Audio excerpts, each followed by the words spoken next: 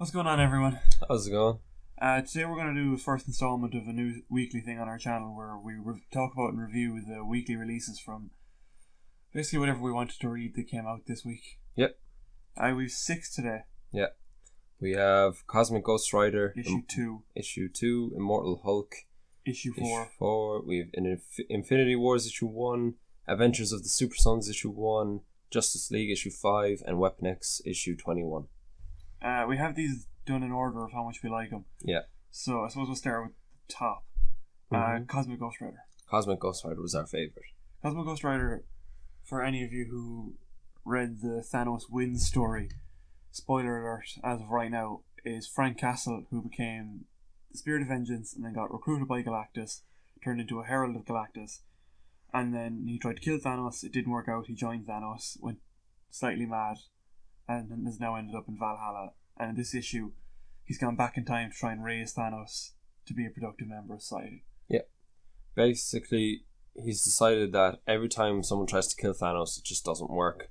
So his idea is he wants to raise Thanos, at which everyone says is a bad idea, including Uatu, the Watcher, who comes in briefly just to say, you're about to fuck up in the most brutal way possible. Yeah, I'm really liking the series. Yeah, it's good. It's funny. Like you think almost for a second that like Cosmic Ghost Rider is Deadpool Ghost Rider. That's just how the humor comes across. It's just completely out there and just it's nuts. Like I mean, there's space sharks that just show up out of nowhere. There's obviously Galactus and Cosmic Ghost Rider talking to each other, even though Cosmic Ghost Rider essentially sided with Thanos and yeah, the writing by Donny Cates, it's very humorous. Yeah, it is humorous. It's very kind of Guardians of the Galaxy movie in the way it's written. It doesn't the one side that I'll have to criticize it on is that like you don't think it's Frank Castle ever until you know it's Frank Castle. Like when he's just the Ghost Rider, it's very hard to kind of, because Frank Castle has always just been, this gritty kind of, oh, I'm sad because my whole family's dead, and he's just a grizzled war veteran. But in this, he's way more light toned. It's like what they did with Thor Ragnarok when they just switched the character's personality completely 180, and now he's goofing off all the time and making jokes and getting drunk in Valhalla and beating the shit out of gods and. Yeah, issue 2 basically. Frank goes to a bar in space. Yeah. And it basically starts with an argument between him and the manager of the bar as to why baby Thanos can't drink in there. And eventually, he's only there to meet Galactus. And once he does, Galactus decides he's too dangerous to keep around and tries to destroy him. And the issue is basically then the rest of it is a conversation between Galactus, Uatu the Watcher, and Frank Castle as to why it's a horrible idea for him to raise Thanos. And the art by Jeff Shaw. It's very cartoony. It is cartoony. It's not very mature for a very mature story. Yeah. But it helps kind of carry across the humorous aspect of it. Yeah. It's very colourful as well. It is. It kind of, the art is there to, I suppose, undercut the serious tones of the story. The colours are used very liberally. Yeah. Especially, remember the bar when there was all the lights and neon and stuff. All the colours are used very, very liberally, and it really lends itself to the comedic aspect of it. Yeah. And kind of, like Ben said, it kind of cuts down the fattiness of some of the more serious bits in it. Yeah, I'm going to give this a 9 out of 10. Yep. I'd say that's fair. It's a very good series, and I recommend you read the Thanos series before you read this. Yeah. Thanos is like 16 issues. Probably should. I didn't personally, and you're probably going to get it. If you don't read the whole Thanos series, just read Thanos Wins. Yeah. But I would highly recommend anyone who's a fan of Ghost Rider or Punisher or anything just to give this series a chance. Yeah. And it is only a mini series, so it's only 5 issues. Yeah. But no, we enjoyed it. Yeah, thoroughly. Very, very much so. I can't wait for the next issue. Yeah. So moving on, then we have Adventures of the Super Sons. Is our number 2. I was a big fan of this. Yeah, it was fun. It was lighthearted. It was a break, I think. It was, it's a break from all this serious stuff. I read the original Super Sons series from Rebirth, and it keeps the nice kind of wholesome all ages kind of fun feeling from Super Sons. Hmm. For those who don't know what it is, it's basically John Kent, Superman's son, and Damian Wayne, Batman's son, form like a duo, like a team, like a partnership. Yeah. And they fight crime. Yeah. And it's an exceptionally fun issue. There isn't a lot of superheroing per se in it. No. At the start they fight a statue of Superman, and there's a lot of jokes thrown around.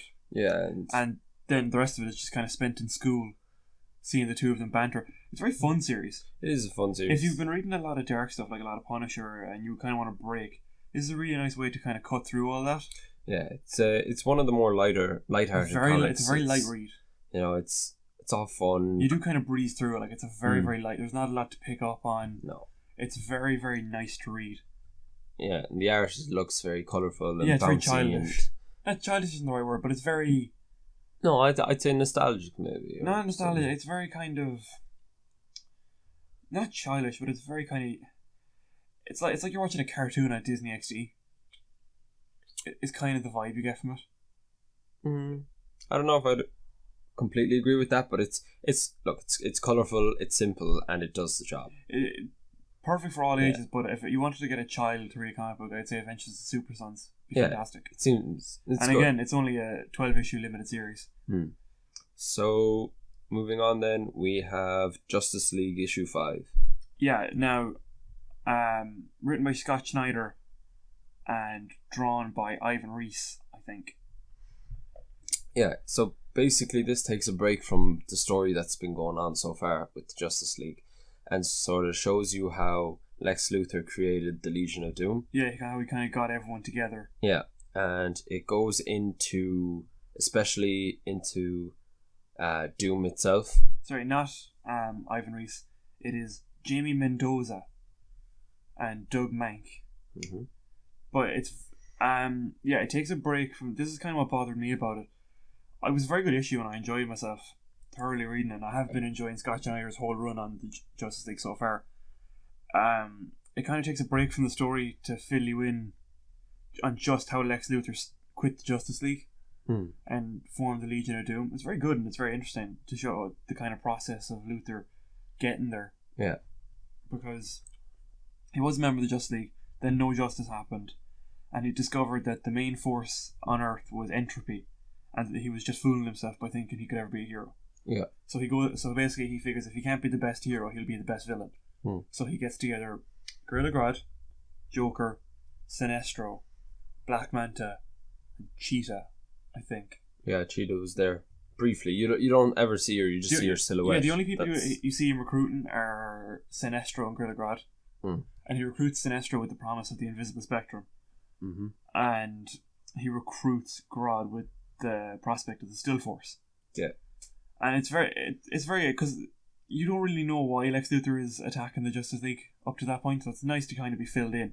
And it's a throwback to kind of the New 52 Villains Month issues, where it kind of took a break and was like 24.1. I enjoyed myself though. Yeah, I think the main point of the story, it's reiterated a ton of times, but it's to be who you are and not try to be some sort of best version of yourself that you imagine you could be. Yeah, that's literally it. In a backwards way, it's pretty much like be comfortable with who you are. Yeah, and not try to be something you're not.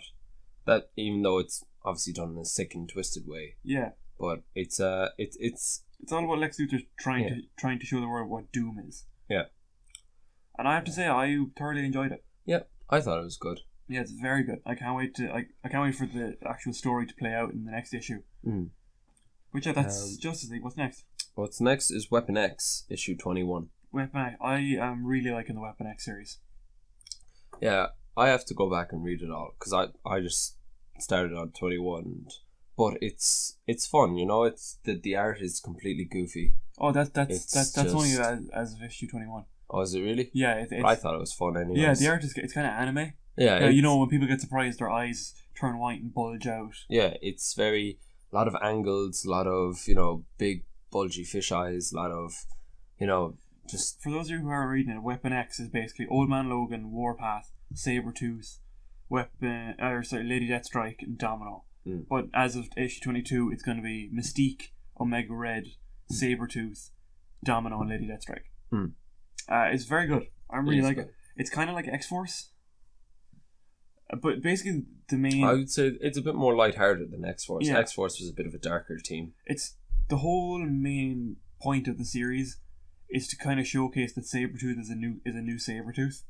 He's not the hero he was after Secret Wars, and he's not the villain he was before that. He's somewhere in the middle. Yeah. And you can see in instances like he tells Warpath to go save Logan. Yeah.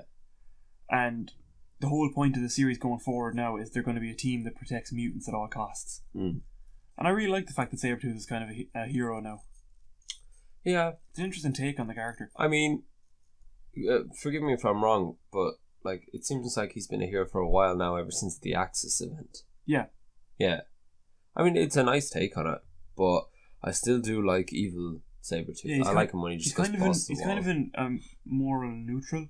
Yeah. Like he's still a hero, but he's still Sabretooth. Yeah. I mean, this issue kind of, like you said, it's mostly focused on Sabretooth and, you know, how he deals, because he fights Warpath throughout the whole issue, but at the same time he still stops to tell him to save Logan, and he saves Omega Red's tiger. And the whole reason they're there in Russia is to protect the Russian mutants. Yeah. Because Sickle is persecuting them. And in the end, like, there's a kind of a show of faith between Old Man Logan and Sabretooth. Yeah. And that Logan says, you know, he's doing a good job, and he might be a psycho, but he's leading a team of X-Men for the greater good now. Yeah. So we're just going to have to see what he does. We're going to have a little faith in him. Yep. And it kind of ends there with Mystique. Just a shot at Mystique, really. Yeah, it's just kind of like, I suppose, a teaser for the next. Teaser to show that she'll be with them in the next issue. I'm really excited for the next issue. Yeah, I think it can be great. I really want to read back now and read the next good. 20 issues. A lot of it's about Sabretooth. Yeah. Very little, like, there's a lot of issues where Logan kind of is surprised by Sabretooth. You know, there's one at the end of one issue, Logan turns around and goes, well, in my timeline, Sabretooth was an animal, but there's something different about this one. You can kind of feel it. And I thought that was it's a really nice way to set Sabretooth up as being a force for good. Yeah. Even if it's for the wrong reasons. So yeah, that was Weapon X. I highly recommend Weapon X to anyone who is a fan of X-Force. Next we have Immortal Hulk issue 4. Yeah. Probably the most...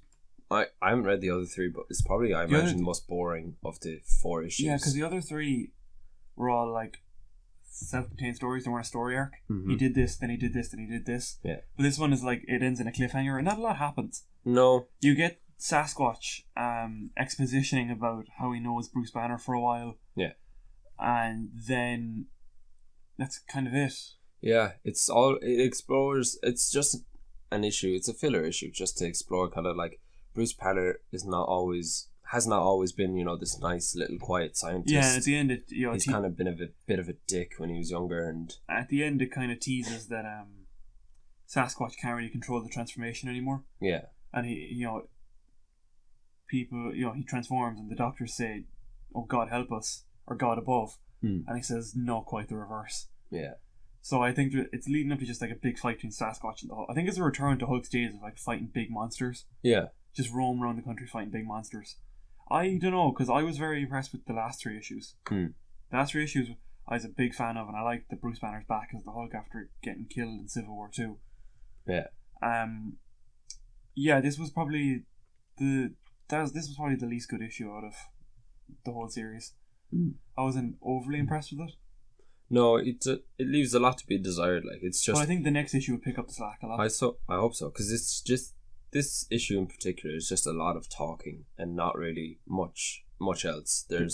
They talk and they drive and they walk around. There is a really cool page where the reporter, can't remember her name, has a flashback to when the Hulk rampaged through her town. Yeah. And it's her and her dad hiding behind a tractor crying, and there's fire everywhere, and the Hulk kind of looks at her, and her dad goes, don't move, don't shake, don't sneeze, don't do anything, and just don't draw attention to yourself. I thought that was a really cool page.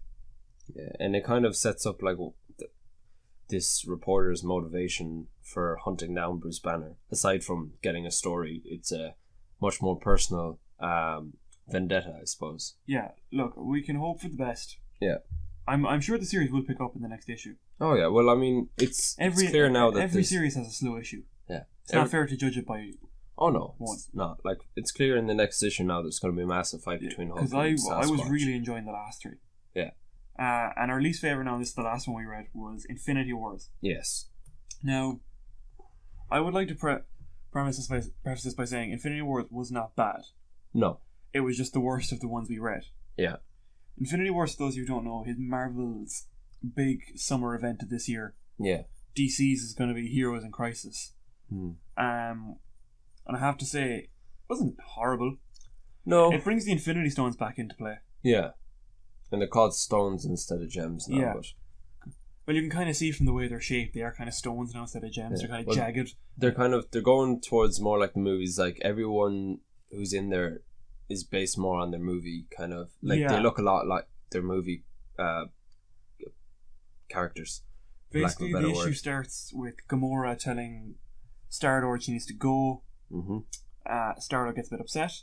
Mm-hmm. For some reason, Groot can talk. Yeah. Groot can talk. He does deliver some very good dry one-liners. Oh, yes. Kind of like Drax does in the movies. Yeah. He's very Drax in the movies. That's kind of like, for some reason, Drax is with Adam Warlock and Iron Lad, which I thought was weird. Yeah. Doctor Strange and Black Widow. The whole point of the issue is to assemble the new Infinity Watch. Yeah. Who are basically the Guardians of the Stone. They used to be like Adam Warlock, the Champion of the Universe, Thanos, and a couple of others ago, who I can't remember. But it's a very weird assortment of characters. Yeah, it's like you have like Turk Barrett has like- the Mind Stone. Who's like some just random You know, gangster who picks it up and he has Bullseye and Sandman with him. and you'll know if Turk Barrett sounds familiar, it's because he's in the Netflix series. He's he's the thug that everyone picks on to get information out of, and he's the little weak-willed guy. It's very weird that he's in it. Yeah, it's Doctor weird. Strange is always involved in this cosmic stuff, so that's less strange. No, Black Widow is there, that's which weird. I thought was weird because she's supposed to be dead as well after Secret Empire. Captain America snapped her neck with a shield. So I don't know why she's back. And originally Logan had the Space Stone.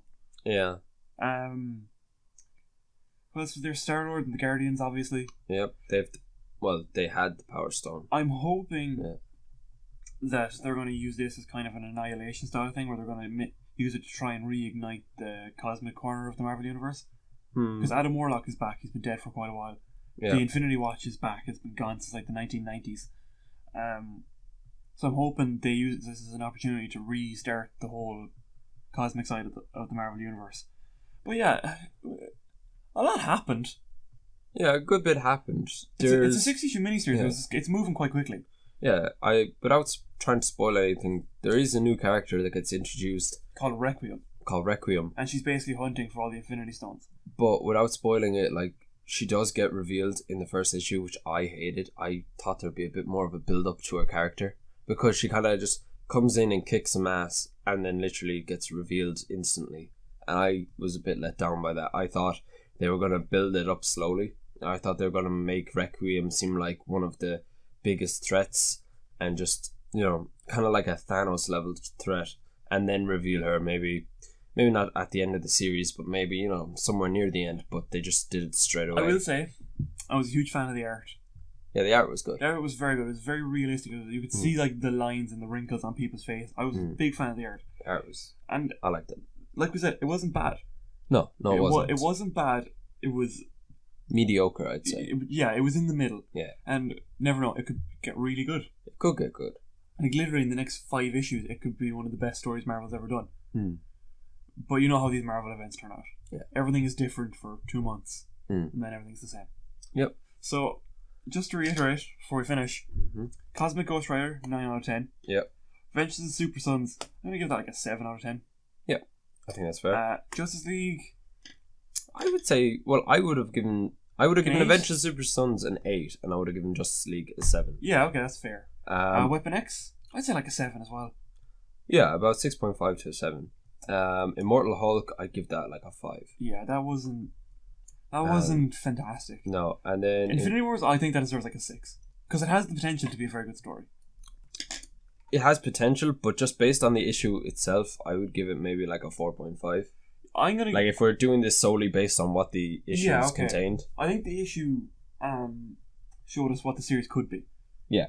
it's going to be kind of an Infinity Gauntlet-esque style cosmic kind of odyssey. It's going to be a big cosmic event, like you can tell. And they're always the best kind. Yeah, I love those stories. Marvel's one. Like, look at the best Marvel events of all time: Infinity. Yeah, Infinity Gauntlet.